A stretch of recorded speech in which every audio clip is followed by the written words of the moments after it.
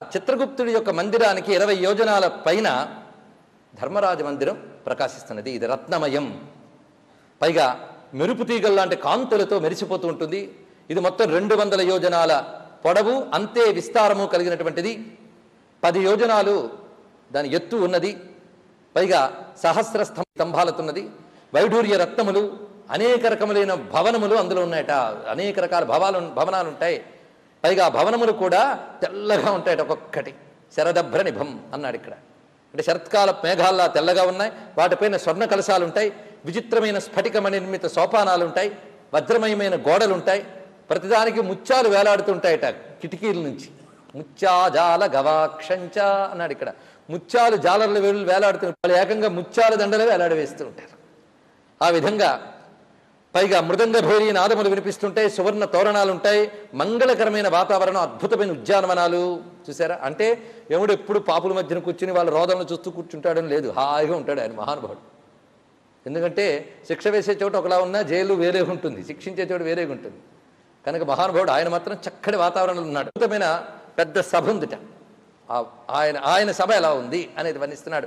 ఈ సభ 100 యోజనాల పొడవుతో ఉన్నది. సూర్యప్రకాశమానమై ఉంటుంది. ఎలాగంటే అలా మారగలదట ఆ సభ. అందుకే కామరూపిణి సభ అది. నాతి శీతం నాత్యుష్ణం, అంటే ఎక్కువ చల్లగా ఉండదు, ఎక్కువ వేడిగా ఉండదు. అంటే ఎయిర్ కండిషన్ అనమాట మొత్తం కూడా. ఆ విధమైనటువంటి పెద్ద సభ, సెంట్రల్ ఎయిర్ కండిషన్ లాంటిది. అద్భుతంగా అక్కడ చెప్పబడుతున్నది. మనోహ్లాదకరమైనటువంటి దివ్యమైన ఆ సభ. ఆ సభలో కానీ యముని యొక్క మందిరంలో కానీ శోకము, మోహము, ముసలితనము, క్షుత్పిపాసలు, అప్రియము ఉండవు అన్నాడు ఇక్కడ. ఎంత అద్భుతమైన వాతావరణం చూడండి. ఎందుకంటే ఇలాంటిది శోకాలు మోహాలు లేని లోకం చూడాలని మనం చాలా యాతన పడిపోతుంటాం జీవితంలో. పొద్దుట లేచిన దగ్గర నుంచి ఏడుపు లేకుంటే బాగుండు, మోహం లేకుండా ఉండే బాగుండు అనుకుంటున్నావు, కానీ అవి ఉండకుండా పోవు. ఈ లోకంలో లక్షణమే అది. ఏడుపు లేకుండా వెళ్ళదు. ఏం చేస్తాం? జీవితం అది. అవి ఎప్పుడు కూడా దివ్యలోకాల్లోనే ఉంటాయి. ఆ స్థితులు గుర్తుపెట్టుకోండి.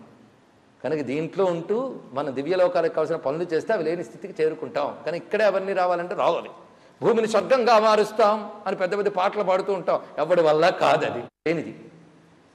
అది ఎలా అవుతుందండి? ఇది సుఖదుఖ మిశ్రితం. ఈ లోకం అంతా కూడా నిత్య ఘర్షణాత్మకం ఇదంతా కూడా. కనుక ఇదంతా అద్భుతంగా స్వర్గంలా మారిపోవాలి, ఆనందమయం కావాలి అనుకోవడం మంచిదే, కానీ జరగదు. అది గుర్తుపెట్టుకోండి. అందుకు ఇక్కడ చెప్తున్న విశేషం, ఆ లోకంలో అవేవి ఉండవట యముని యొక్క దివ్య మందిరంలో. పైగా అక్కడ సమస్త కామములు తీర్చే శక్తులు ఉంటాయట. ఆ 2 కామములు, దివ్యకామము, మానుష్య కామము అని 2 రకములు. ఈ కామనా శక్తులు అక్కడ ఉంటాయి. రసవంతమైన భక్ష్యభోజ్యాదులు ఉంటాయి. పైగా ఎక్కడ చూసినా పుణ్య శబ్దాలు వినబడుతూ ఉంటాయి. వృక్షములు అద్భుతమైనటువంటి కుసుమాలతో వాడకుండా ఉంటాయి. పైగా అంటే ఎంతమంది వచ్చినా హాయిగా ఉండేటట్టు విశాలంగా ఉంటుంది. అలాంటి సభని ఎవరు నిర్మించారు అంటే దేవశిల్పైన విశ్వకర్మ చాలా కాలం తపస్సు చేసి నిర్మించేట. అక్కడ యముడు సామాన్యుడు కాదండి. ఈ సభాభవనంలో యముడిని ధ్యానించడం ఒక పెద్ద విశేషమైన ఉపాసన, యమధ్యానం. యముని యొక్క శక్తి ఎలాంటిది, యముని అనుగ్రహం ఎలాంటిది అంటే పోయిన ప్రాణాన్ని కూడా తిరిగి ఇచ్చాడు ఆయన. ఎవరికి? సావిత్రికి ఇచ్చి సత్యవంతుని తిరిగి బతికించలేదండి. యముని అనుగ్రహమూర్తి. భారతంలో చిన్న రహస్యమైన అంశాన్ని తీసుకుని అరవింద మహర్షి ఎంత అద్భుతంగా దర్శించి సావిత్రి అనబడే అద్భుతమైన కావ్యం రాసి ప్రపంచ ప్రసిద్ధి పొందాడు మీకు తెలుసు. కనుక యమునికి సంబంధించిన తత్వం చాలా ఉన్నది. అది కాలతత్వమైన విష్ణు స్వరూపం, అది తెలుసుకోవాలి. కానీ యముడనగానే గోళ లీల గుర్తొస్తాయి చాలామందికి. ఆయన్ని అడ్డం పెట్టుకుని గోళలు లీలలు చేసినటువంటి వాళ్ళు, వాటి మీద జోకులు చేసేవాళ్ళు, వాళ్ళందరూ కూడా దక్షిణ ద్వారం నుంచి వెళ్ళి మనం చెప్పుకున్న 21 అందులో ఎక్కడో తెలిసి సెటిల్ అయిపోయి వాళ్ళ అటురూట్లు. ఇది కనబడదు వాళ్ళకి భవనం. ఇప్పుడు ఈ భవనం, ఈ ప్రాంగణం మాత్రం పుణ్యజీవులకు మాత్రమే కనబడుతుంది. ఇప్పుడు మనందరం పుణ్యజీవులు హాయిగా ఎంటర్ అయిపోయాం లోపలికి. అవునా లేదా? అదేనండి పురాణానికి ఉన్న గొప్పతనం. భౌతికంగా సాధించలేనిది భావనతో సాధించేటట్టు చేస్తుంది పురాణం. భావిస్తే లౌకికమైనవి దొరకదు, కానీ భావిస్తే దివ్య విషయాలు దొరికిపోతాయి. ఇది భావించినందుకు గాను నీ జీవ సంస్కారంలోకి ఆ దేవతాశక్తి అనుగ్రహం వచ్చి ఈ జీవుడి పరాగతికి కూడా సహకరిస్తుందిట.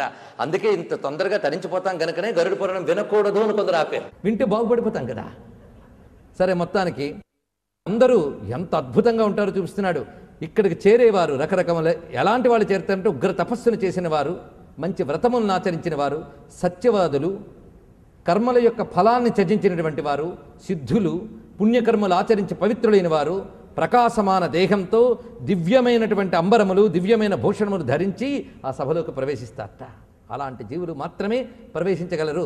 ఎందుకంటే ఏ దేవతా భక్తులైనా ఈ సభలోకి ఎంటర్ కావలసిందే.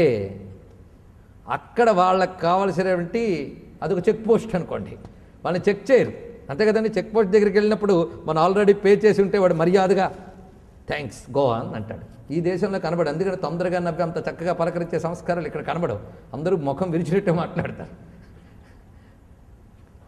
సాధారణంగా ఆ చెక్ పోస్టులు ఉండేవాళ్ళు అంత ప్రేమగా ప్రకటించారు, కొన్ని చోట్ల కనబడుతుంది.